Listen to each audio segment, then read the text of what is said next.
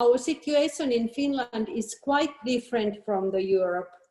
We are far in north, and we are 5.5 million people, and we have had only about 8,000 COVID cases in Finland, 8,200, and there have been 700,000 people tested, so that it is a very low number.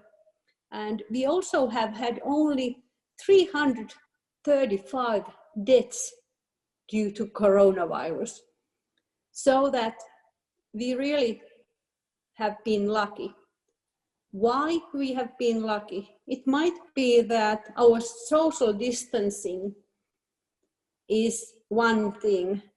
We are living in a country far apart from each other, and we don't come very close to each other. We don't hug, we don't kiss when we meet. And then one thing is also that we have a National Institute of Health and Welfare, which is a research institute, but it also gives guidelines. And when they started to give us guidelines, and I think our situation has been pretty much similar as it has been in Ireland. So that already in mid-March, people over 70 were asked to isolate or be in volunteer quarantine, and the university was closed down, or it was not closed down, but it was changed to distance teaching. The schools were closed, but they opened again just before summer, and now they have gone back to, the kids have gone back to school. And you were discussing before about the application.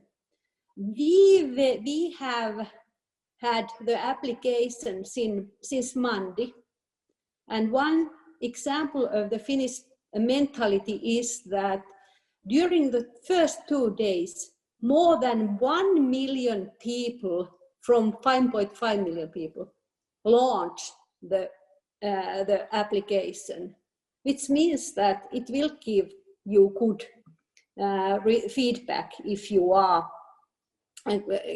contaminated, if you are contaminated. And I was preparing some presentation for you, talking about nurses' experiences of COVID-19.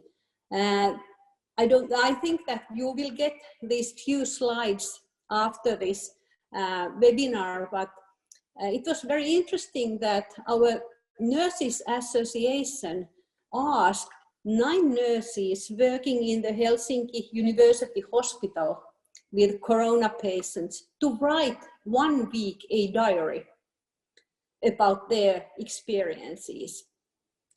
And what happens? They really wrote it, and when people have analyzed these, the nurses were afraid that they are going to be moved from their regular work to, for example, to drive-in testing or intensive care units, where they were prepared units for the corona patients. They were worried that they don't have available sufficient personal protective equipment. One nurse wrote, "There should be enough materials for weekend, maybe." And then they wrote about increased workload and mental burden and anxiety. As one nurse wrote, she had a day off. "The day have been misty. I slept 17 hours. My spouse comes now and then and asks if I'm hungry." Nurses wrote about their feelings of insufficiency anxiety and fears, but they also wrote about team spirit, collegiality, and feedback from audience. People brought chocolates, snacks to the wards, to the hospital door, to be shared with the people who worked with corona patients. And then what else this means or meant, there was a questionnaire, a study, which was organized by the Finnish Nurses Association, and they asked nursing students about their experience of this spring. 55% of the students wrote that pandemic slowed down their studies. Their clinical practice was cancelled or interrupted due to the pandemic. That was 81%. And 78% wrote that they had personal protective equipment available. And let's say that we can divide the students' experiences, which I think it's quite important for us to acknowledge, that there were students who thought that this pandemic did not have an effect to their thoughts and plans. Then there were those who thought their profession is not appreciated enough and they are thinking about leaving it in the future. But then there are also those who say that the pandemic has improved the importance of nursing and its valuing, and they feel that the profession is just correct for them. So, as we have heard today, there have been many different things that you have experienced. We have had quite much information and personal information, and our PAN has just shared the slide, the next one, where I have been involved in a study where we collected data from 2 hospitals. It was the healthcare workers number was about 2,000, and it was about work-related stress and their anxiety.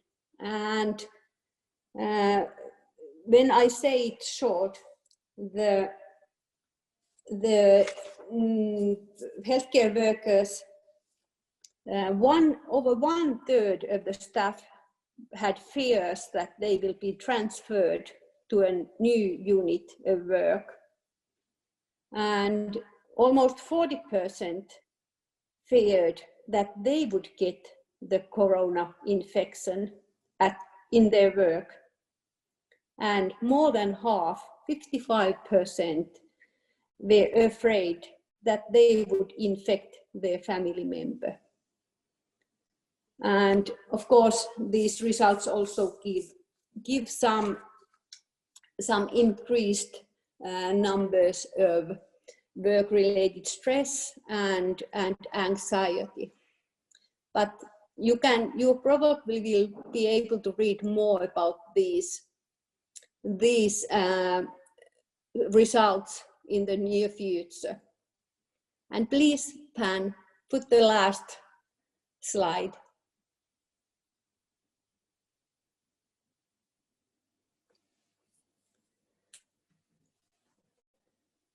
Because I want to share this with you. I think it quite well connects what we have heard today. So one nursing student wrote, during the spring, my perception has strengthened about the importance of the nurses' work. When the rest of the world stops, nurses continue their works toward the well-being of other people. Thank you.